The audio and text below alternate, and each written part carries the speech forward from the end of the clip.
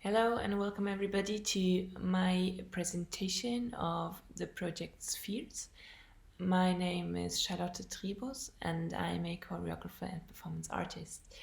Trying to do this presentation right now like this, like a dive-in experience into my computer in order to show the different parts of the project, and I really hope that this works out. So let's see how it's working.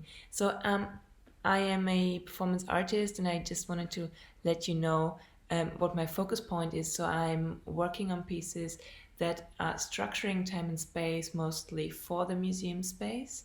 My pieces are usually based on the human body, the human experience, and the human mind in interaction with the other. So this is already leading us to the project core itself, because in this project I am working with the element of the other.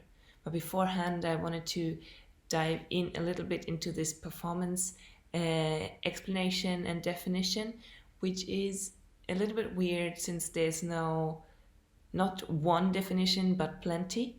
But anyways, it was a little bit fun because I was asking Google, and Google, like the German Google, was giving me some like a really neat explanation, to be honest. So I translated that for you here.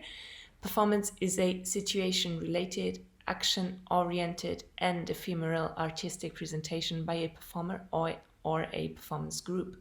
The art form questions the separability of artist and work, as well as the commodity form of traditional works of art.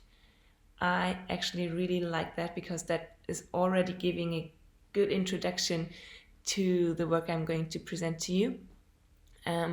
Just let me have two more short definitions. So one is performativity itself.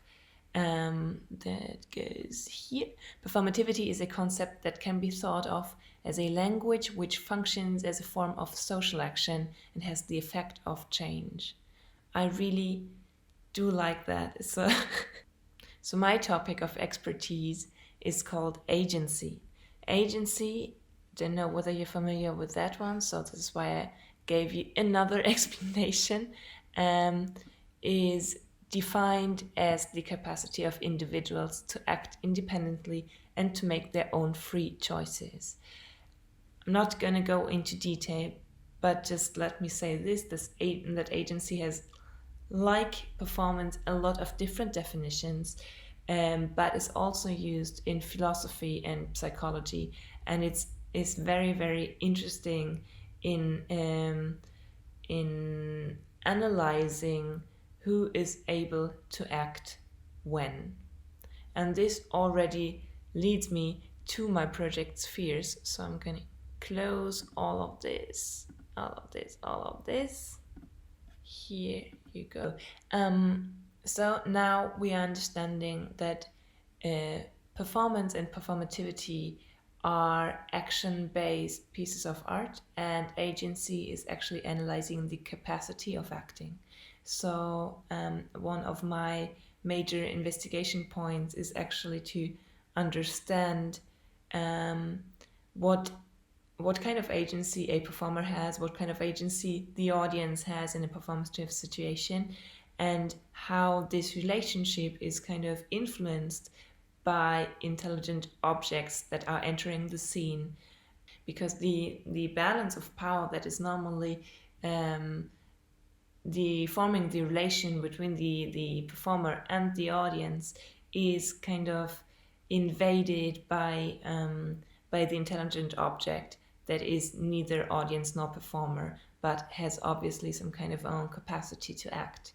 And here is where I'm localizing my project Spheres, which I'm going to present to you right now with a little bit of footage. How do I get rid of that? We don't know. Here.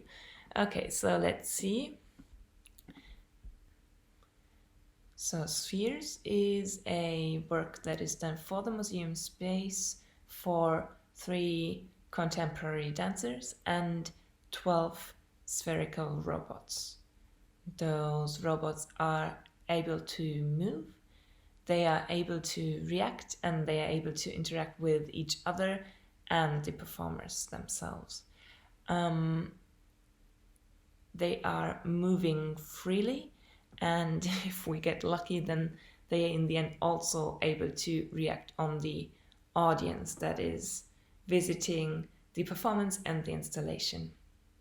The project is already 2.5 years old, and here in this video footage you see the very first stage, which was work of the very first year, with small spheres which we constructed from the Sphero children's toy. And here you can see, for example, a lot of research on swarm behavior that we were using in order to analyze how we wanted to to create movement and to create a known communication set between the agents, also the different types of agents, meaning humans and robots. After 1.5 years, we decided to go over the entire process again, and we decided to go for new prototypes, deciding actually to go for an own set of self-created robots that were having our size, that were using our favorite tracking method, and that would be reacting precisely to direction and movement. So going to skip this here because this is, as I said, the old version. So let me quickly open this, and here you can see the very first drafts of the new robots. It's quite noisy. Here it was still attached to a string. This is how it was moving. And here you can see the very, very, very first ride without strings, very precisely in steering. And now, since we are already a little bit running out of time, I just wanted to show you the footage from the very first rehearsal with the dancers, which took place in July of this year. And in the midst of Corona times, pandemic and everything. So as you can imagine, we had quite some challenges over there. And I would like to introduce to you the movement and the cast, and also some thoughts that we are having on the project. We are actually really heading towards our premiere, which is going to take place in November in Dresden at Festspielhaus Hellerau. And then we are going to move forward to NRW Forum from February 21 on. And I'm very much looking forward to your questions right now, to your thoughts, and I would love to see you there, either in Dresden or in Düsseldorf. Thank you very much for your attention, and I hope you enjoy now the following movie.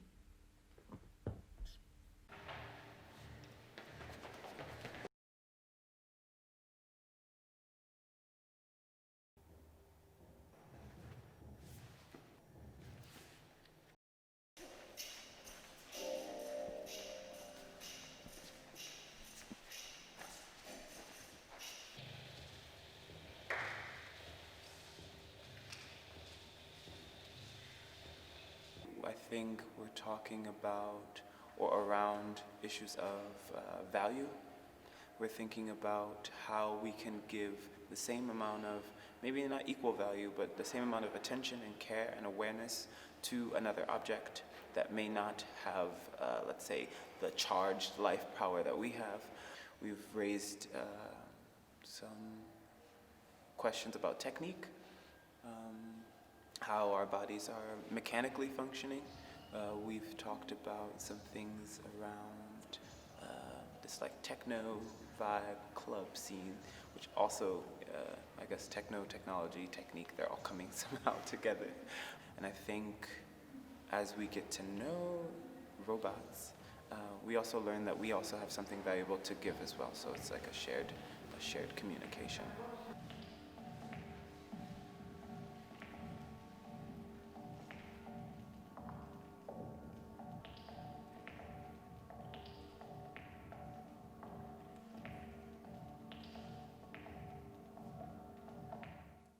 For me, it's been a super interesting experience to observe these spheres we're working with. And I think I've been focused a lot on what I can learn from them in terms of how they are moving, and I've kind of explored them as a way that gets me excited about movement. In terms of agency, I mean, agency was a big topic throughout this week. And I think there's loads to reflect on. Like, I mean, if I'm learning from this object, from this sphere, then already this idea who's an agent is kind of destabilized, because I can make choices of how I'm going to move in relation to this object, but I right now can't influence this object myself. The two agents at play are not in an equal relationship of where I do something, this object does something. So that's also something I'm thinking about a lot. To perceive as a brick helped me to maybe think how one could be otherwise in space.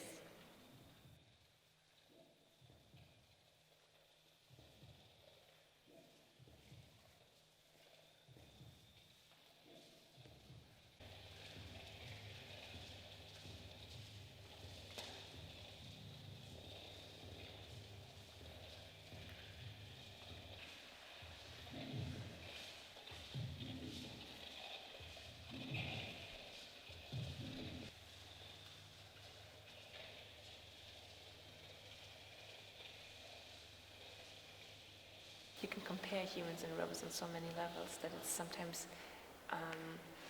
it's so easy to just try to imagine yourself being a robot or trying to imagine that a robot becomes a human. But I think the real challenge is to not do so, to not being a robot or being a human, and try to more or less to learn from the other agent and try to expand yourself by learning from the other agent. So I would really like the robots to accept human dancers as being partners that have simply other skills. And by acknowledging that robots are not humans and humans are no robots, we might gain a deeper understanding of each other, and we might convey that with our piece in the end.